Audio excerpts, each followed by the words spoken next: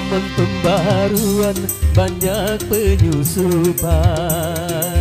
Tegarkan hatimu, tegarkan sikapmu terhadap pengaruh asing yang bisa melanda kepribadian kita dan yang tiada sejalan dengan budaya bangsa.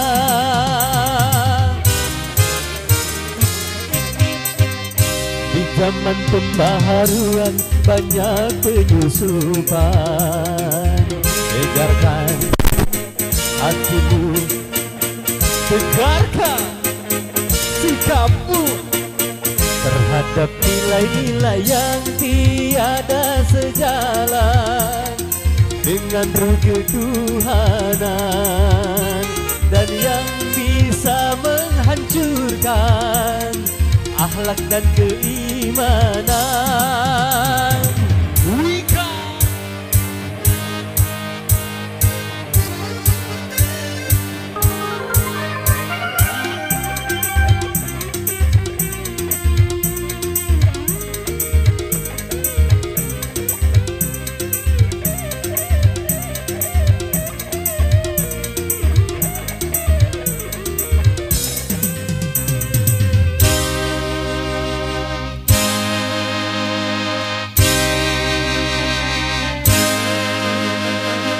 pantas untuk orang lain, belum tentu untuk kita.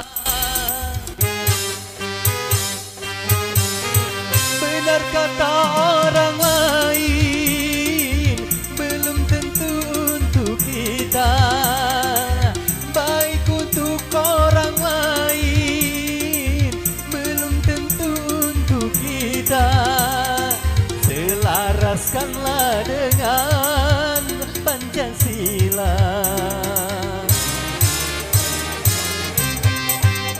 Di zaman pembaharuan banyak penyusupan.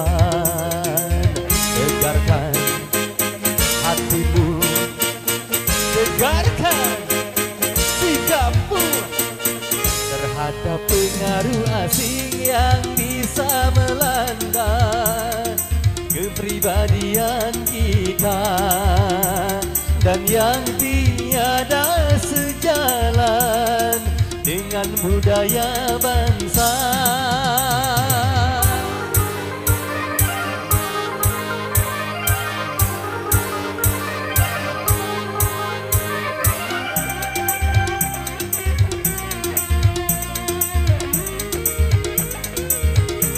Oke, terima kasih Bu kameranya.